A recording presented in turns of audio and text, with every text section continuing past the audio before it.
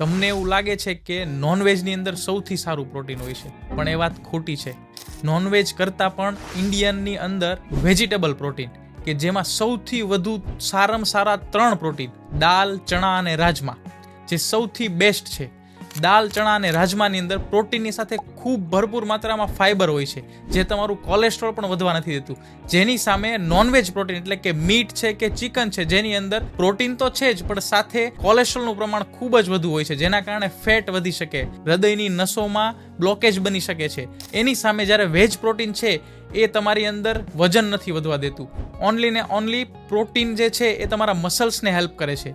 જ્યારે નોનવેજની અંદર કોન્ટામિનેશન વધી શકે છે, ફૂડ પોઈઝનિંગ થઈ શકે છે અને કિડનીને પણ અસર થઈ શકે છે. વેજીટેબલ પ્રોટીન છે એની અંદર એકમાત્ર જ પ્રોબ્લેમ છે ગેસ અને એસિડિટી. તો આ પ્રોબ્લેમને સોલ્વ કરવા માટે હંમેશા જ્યારે ચણા અને રાજમા છે એને 8 થી 10 કલાક પહેલા પલાળી દો, પછી બાફો અને પછી જ ખાવાનો આગ્રહ રાખો. તો આજે જ તે આ રીલને શેર કરી દો જે એવું માને છે કે પ્રોટીન છે એ નોનવેજમાંથી જ સારું મળે છે. વેજ પ્રોટીન એ સૌથી બેસ્ટ ઓપ્શન હોય છે.